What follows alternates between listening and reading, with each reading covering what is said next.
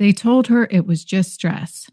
But when you know something is wrong in your body, how long do you keep listening to everyone else before you start trusting yourself?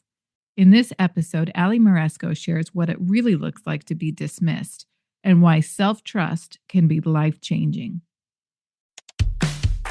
You're listening to The Spoonful Show, honest conversations about chronic illness, identity, and finding meaning, even when life changes everything. I'm Rachel, a chronic illness spoonie, and I'm really glad you're here. Let's get started. Welcome to The Spoonful Show. My name is Rachel, and I am so happy to be with you today, and I'm so glad that you're here. Today's conversation is one that I've been looking forward to because we're talking about something that so many people experience but don't always have the language for.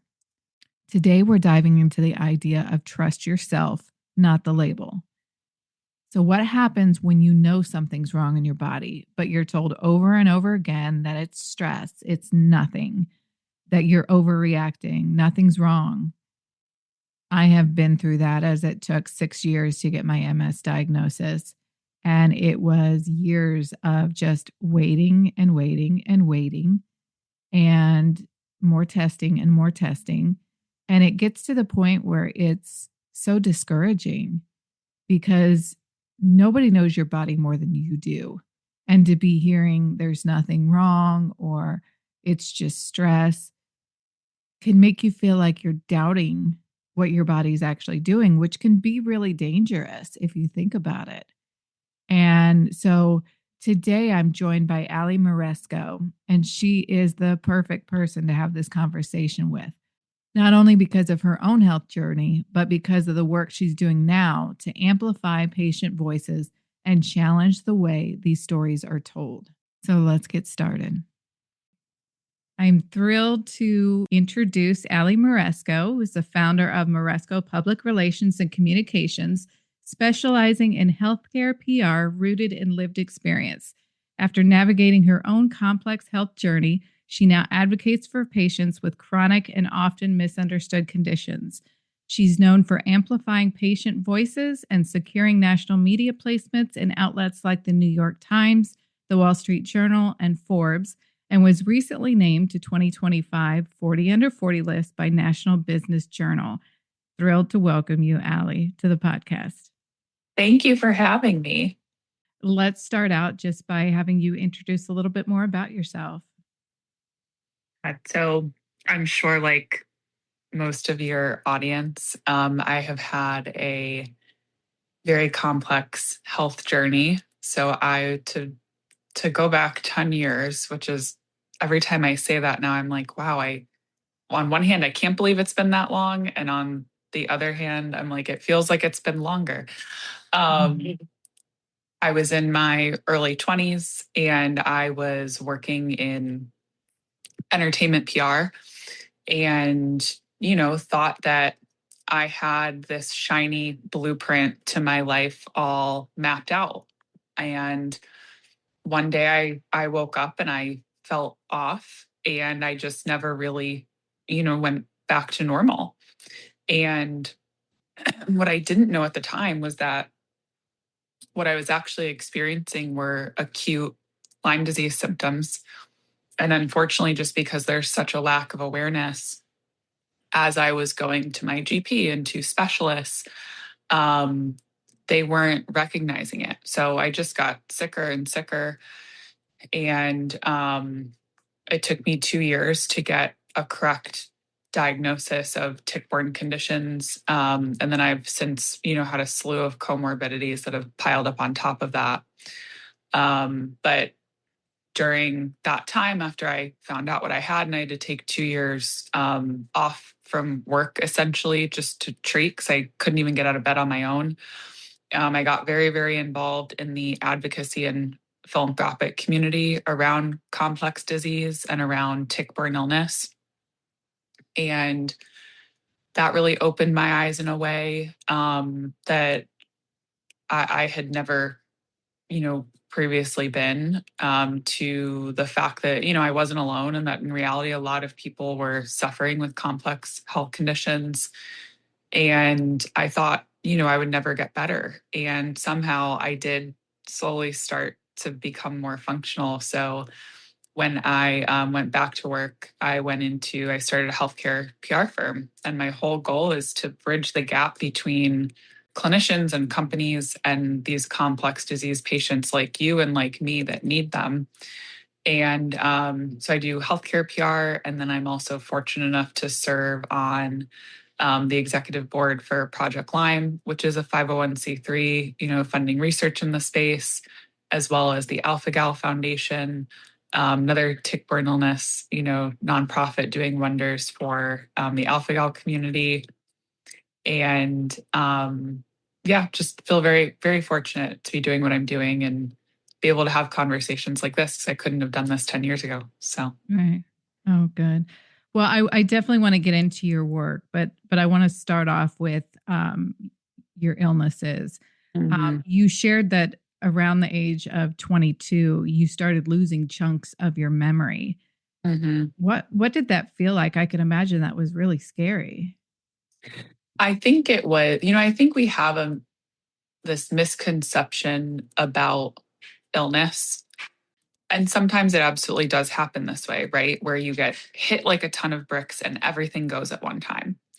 But what I experienced in my journey and what I hear from talking to so many patients is actually that it's this kind of slow, gradual slipping that you don't fully realize is happening until you wake up one day and then you're like, oh, actually, something's really wrong. Something's really off here.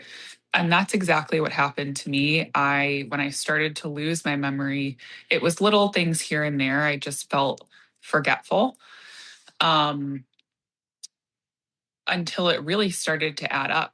And I realized that there were just entire days, weeks, so on and so forth that I couldn't remember anymore. And that was when I thought to myself, okay, something's really wrong with me. I have to figure this out because I feel like I have dementia and I'm 22 and I just don't think that's possible right now. Mhm. Gosh, that sounds just incredibly disorienting, not just physically, but mentally trying to make sense of what's going on in your body. Can't Yeah. imagine.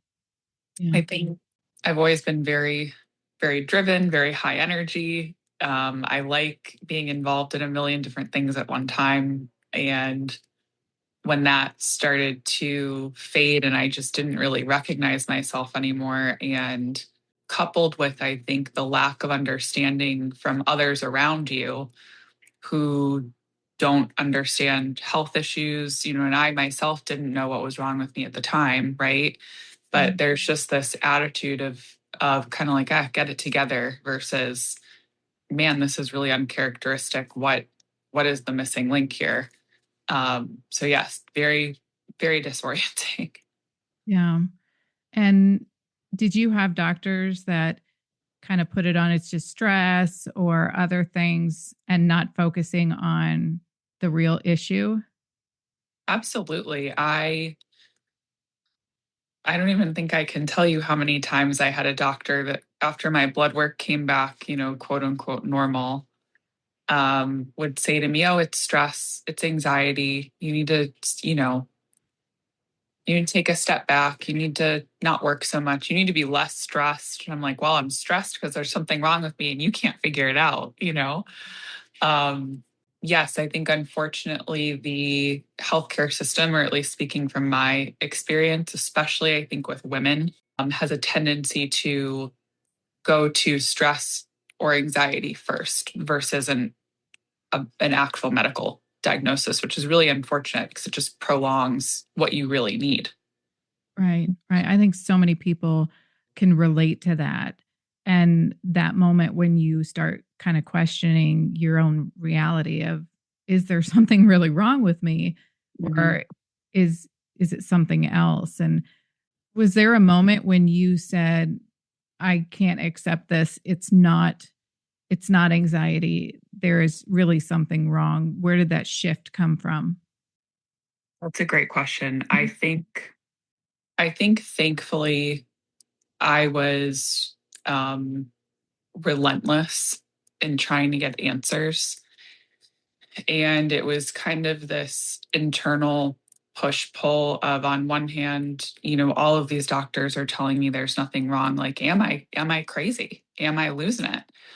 And on the other hand, knowing that there was a physical change in my body and in how I was feeling that I just could not be imagining or, making up. And I think it was around the time,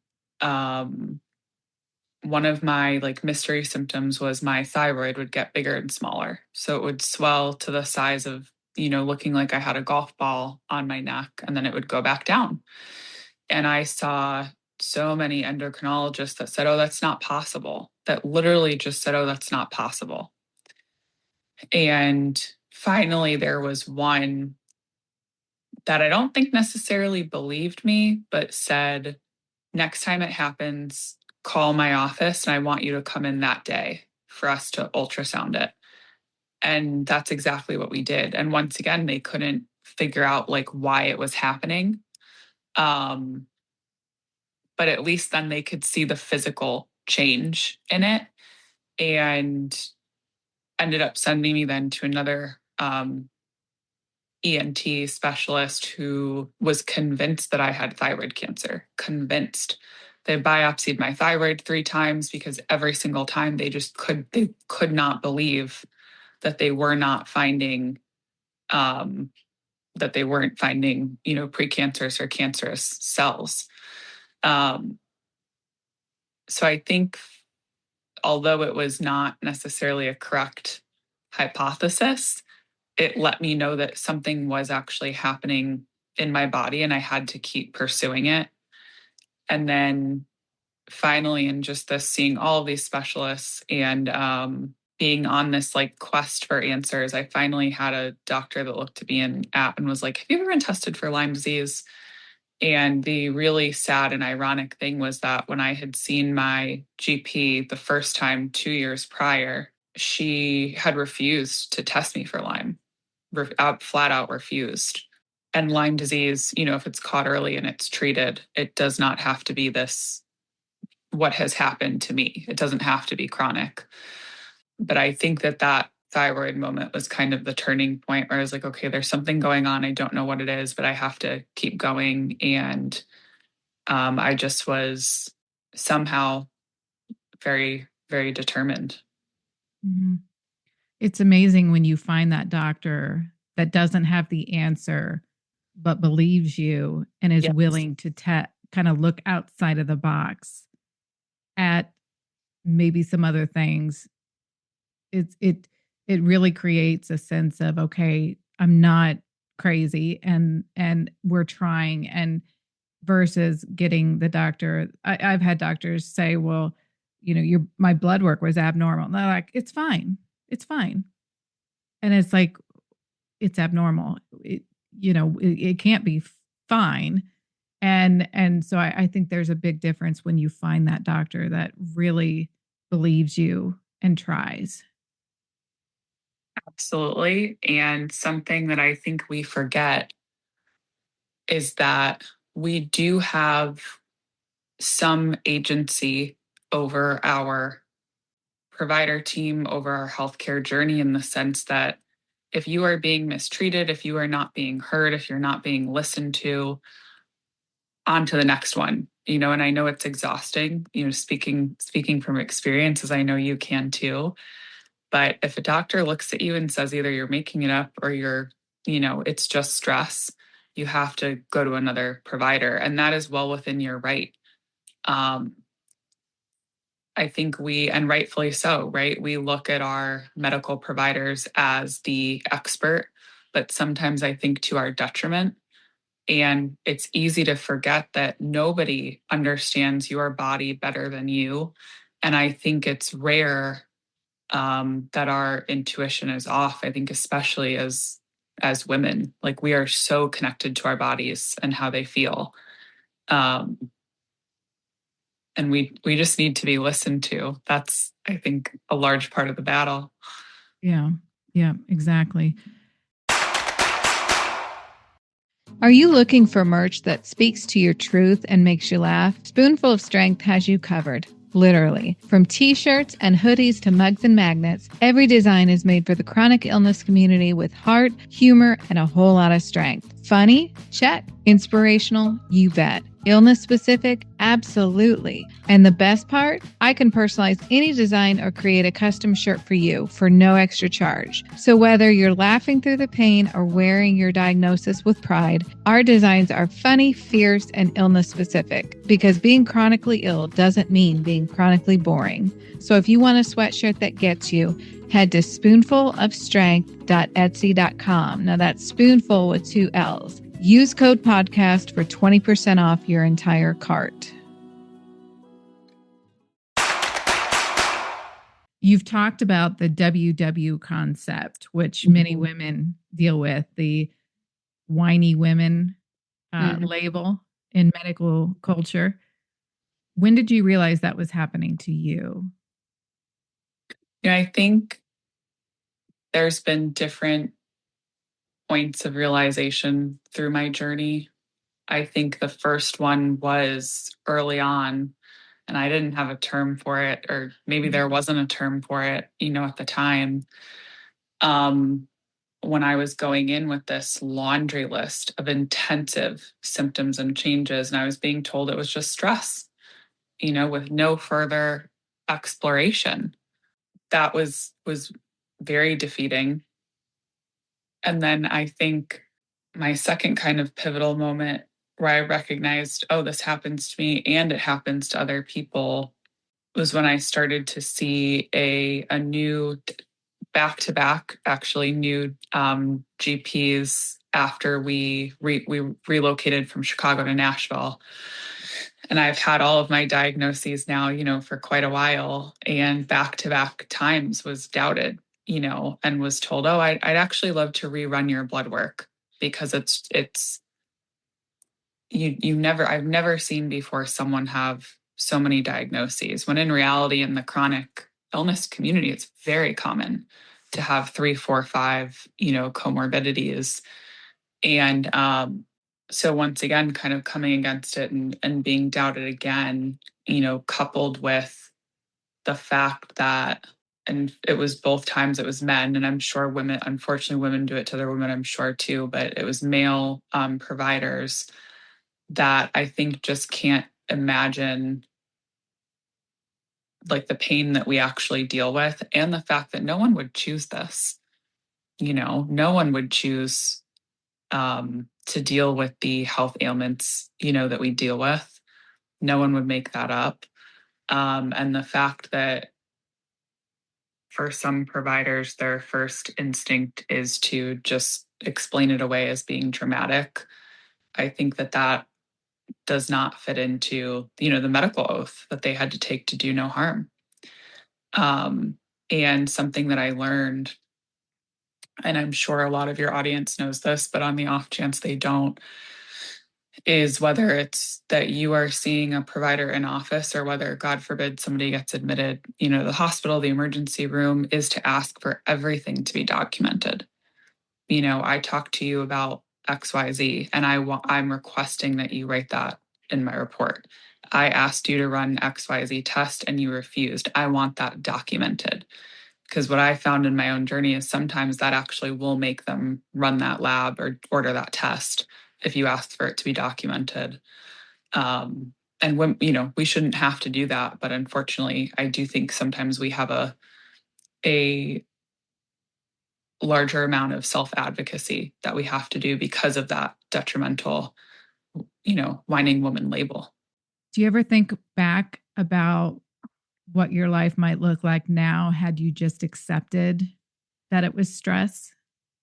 Yeah. Honestly, I don't think I'd be here. And that is, I think for a lot of us, that's the gravity of the situation. I mean, even with treatment, in those first few years that I started to get help, like I had, substantial changes in how my organs were functioning, and I had an irregular heartbeat, and like by the time they actually figured out what was wrong with me and I could get adequate help, the damage was done. And I think that when it comes to being alive or not, there's nothing greater at risk, right? um so I think that that's probably the severity of it. You've had such an incredible career spanning entertainment PR, like you said. Tell us about Moresco PR and what drew you into creating this venture. So I'm sure we've all had this moment where you either get an ad, you're scrolling Instagram, or you're listening to a healthcare thought leader speak on a podcast, or you see a billboard, whatever type of PR advertising it is. And um, the message just doesn't resonate with you at all, and something that always used to drive me crazy in patient centric advertising was any type of line around that I'm stronger than lupus. I am stronger than blah, blah, blah, which like I understand the sentiment to it. Mm. But when I read something like that, I think to myself, well, it's not really a choice. It's not a matter of willpower. And I just didn't like how I was being communicated to as a patient consumer, which was a new hat that I was wearing. And I realized that I could kind of marry my first life, as an entertainment publicist and with my PR skills. I do have my undergraduate and my master's in PR and advertising, with my newfound experience and lived experience as a patient, which I just think someone cannot understand unless they have lived it themselves or they have a loved one, a very close loved one with it. And that's how I ended up then starting Moresco PR. And I just feel this deep responsibility to uplift factual, helpful voices within, the media, so that patients have access to some of these providers and thought leaders that we might not have, otherwise. Yeah. How do you feel like being dismissed in your personal life? How did that reshape the way that you approach PR? It made it incredibly personal. And at Moresco PR, we practice something that I like to call patient-centered public relations, where, our goal is obviously to well serve and benefit our client, but it is also to serve the patient community extensively.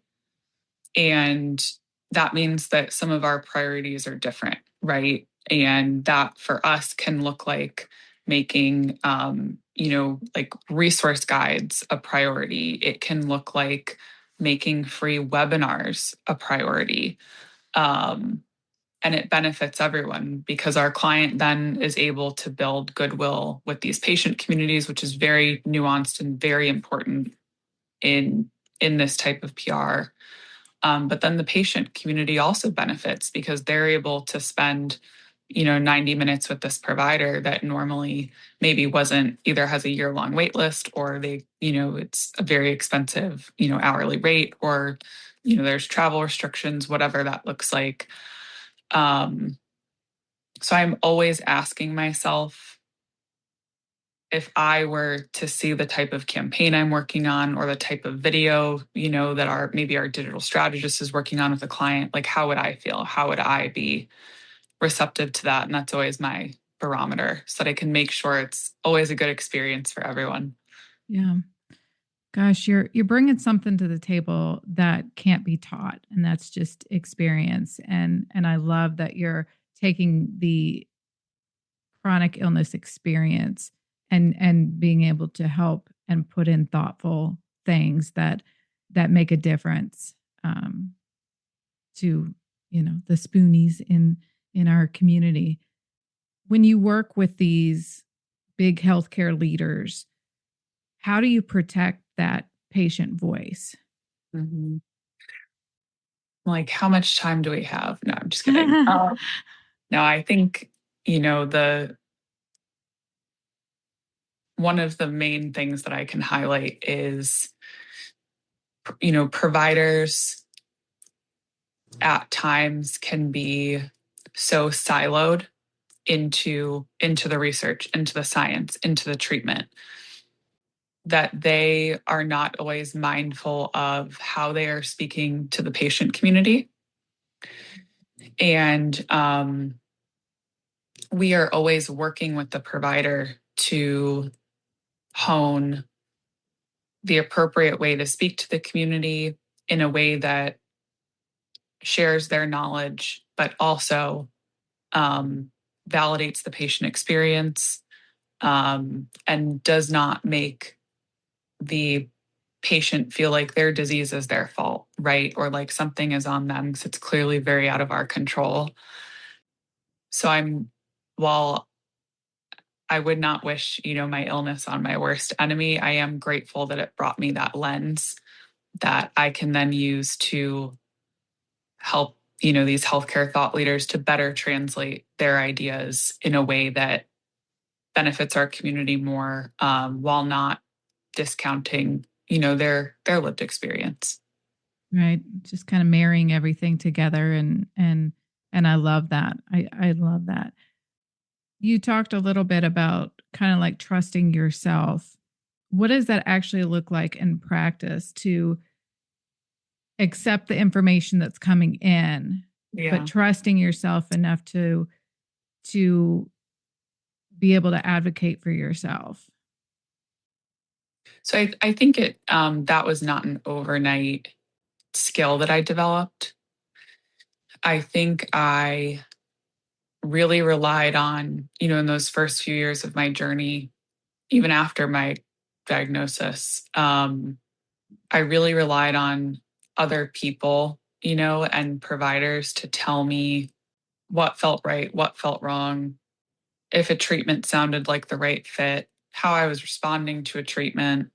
And I think slowly but surely, as I was able to get clear with myself and felt more comfortable sharing how I really thought about something or how I really felt or how I was really feeling physically and mentally, the more I trusted myself. And I think it was almost like building up a muscle, you know, um, and just practicing that over time, because self-advocacy isn't, it sounds simple, but it's not as easy, as it sounds, as and now I am at the point where, thankfully, with no hesitancy, I can say, no, I don't think so, or no, I don't think that's what's happening, or that's not what's going on. Or and it also depends on the situation, because like with my complex disease specialist, I'm able to be very, very open, and we're able to really have dialogue, around things.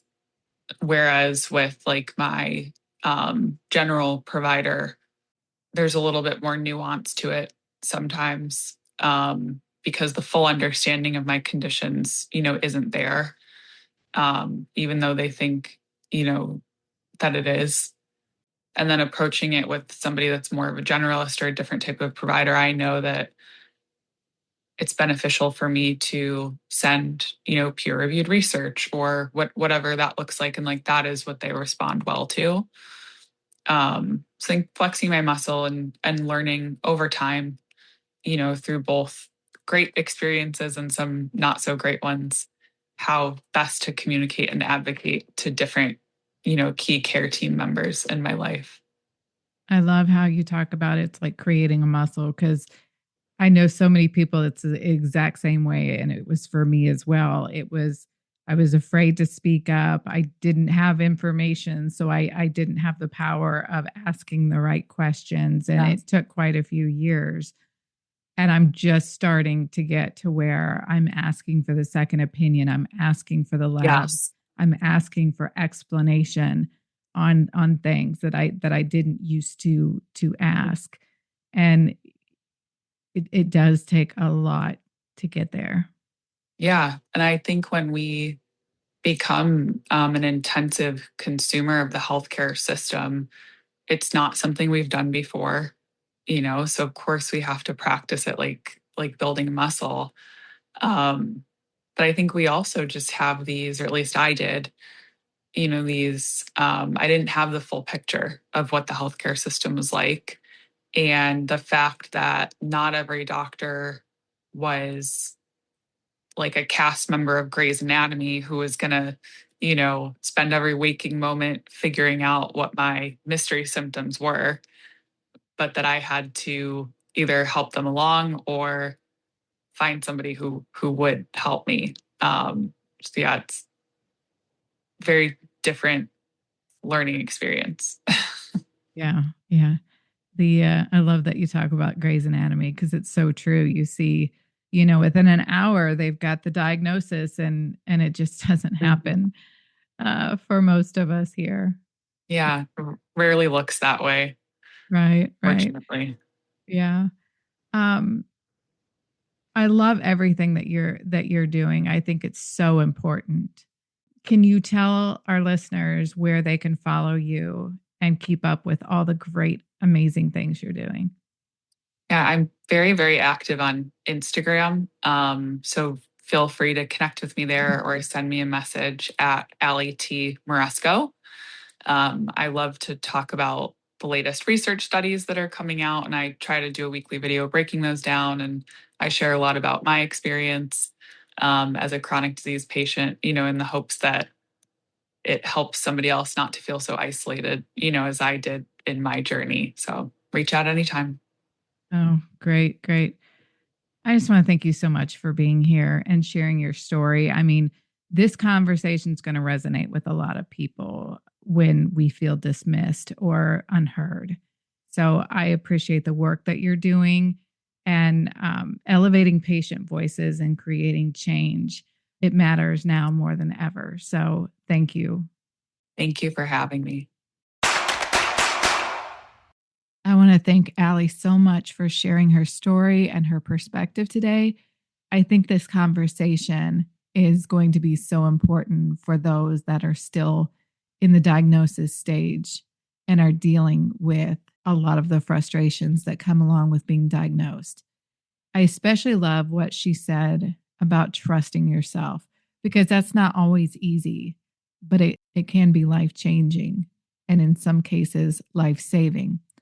If this episode resonated with you, please send me a comment on Instagram, TikTok, or in the show comments and let me know. Share it with a friend who's in the midst of being diagnosed. It's so important to make sure that our voices are seen, heard, and taken seriously. I want to thank everyone for saving some spoons to be with me today. I so appreciate your support. And until next time, take care. Thank you for listening to The Spoonful Show. Follow the podcast so you never miss an episode. Leave a rating, review, and comment. Connect with me on Instagram at Spoonful of Strength and TikTok at spoonful.of.strength. Remember, that's spoonful with 2 L's. Shop customized t-shirts, sweatshirts, hoodies, mugs, and more on our Etsy shop at spoonfulofstrength.etsy.com and use code podcast for 20% off your entire cart.